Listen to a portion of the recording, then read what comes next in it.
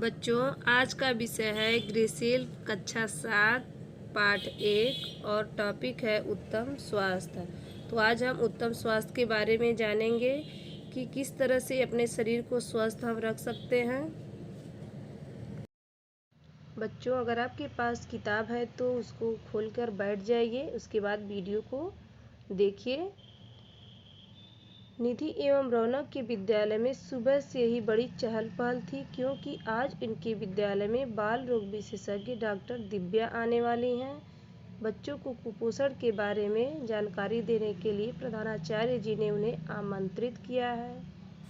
कार्यक्रम प्रारंभ हुआ, सभी बच्चे पंडाल में बैठ गए।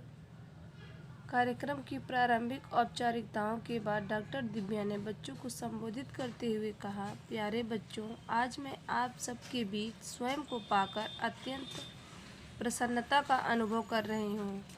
शिक्षा एवं स्वास्थ्य दोनों ही हर बच्चे का अधिकार है, परंतु आपको जानकर आश्चर्य होगा कि प्रतिवर्ष लगभग 70 लाख से भी अधिक बच्चों की मृत्यु कुपोषण के कारण हो जाती है। इसलिए हमें यह जानना जरूरी है कि कुपोषण क्या है।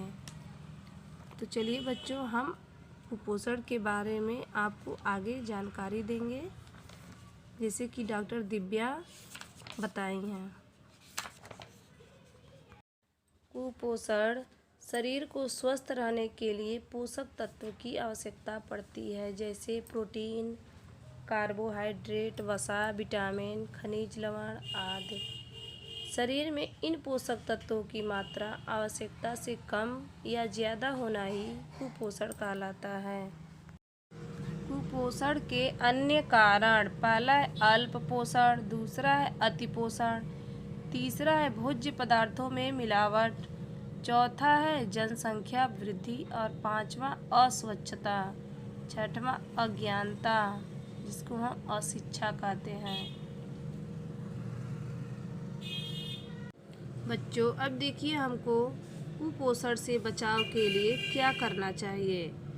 तो कुपोषण से बचाव के लिए हमें अपनी उम्र तथा आवश्यकता के अनुसार पोषक तत्वों से निर्मित भोज्य पदार्थों जैसे दाल, रोटी, चावल, सलाद, हरी पत्तेदार सब्जियां, दूध, दही, अंकुरित अन्न एवं मौसमी फलों को अपने भोजन एवं नाश्ते में सम्मिलित करना चाहिए, जिसे हम संतुलित आहार कहते हैं।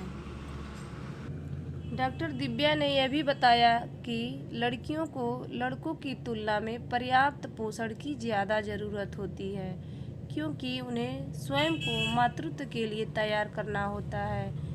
पोषण के अभाव में उनका समुचित विकास नहीं हो पाता, जिनका प्रभाव आगे चलकर माँ तथा जन्म लेने वाले बच्चे दोनों पर पड़ता है। ज्ञान, विज्ञान, खेल, कला, साहित्य, संगीत, शिक्षा, ऐसा कोई भी क्षेत्र नहीं जहाँ महिलाएं पुरुषों से पीछे या कम हो। महिला को तो बाहर के अतिरिक्त घर का भी पूरा काम संभालना होता है, इसलिए बालिकाओं को अधिक पौष्टिक आहार की आवश्यकता होती है। कुपोषण से होने वाले रोग, पहला है क्वाशियोरकर रोग।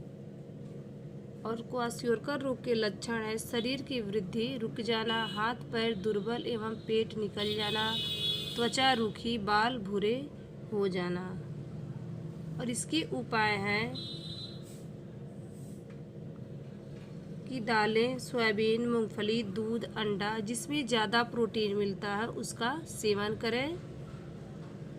और दूसरा है मेरास्मस रोग, दुर्बल एवं कांतिहीन शरीर, धसी हुई आँखें, त्वचा पर झुर्रियाँ, त्वचा रूखी, बाल भूरे हो जाना, ये मेरास्मस रोग के लक्षण हैं।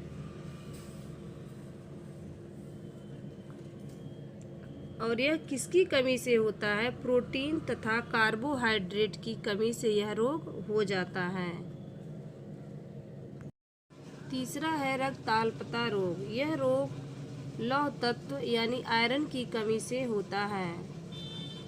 और इसके लक्षण देखिए, शरीर सुस्त एवं पीले होना, वजन कम होना, कार्य में अरुचि, शरीर में खून की कमी और पैरों में सूजन हो जाना।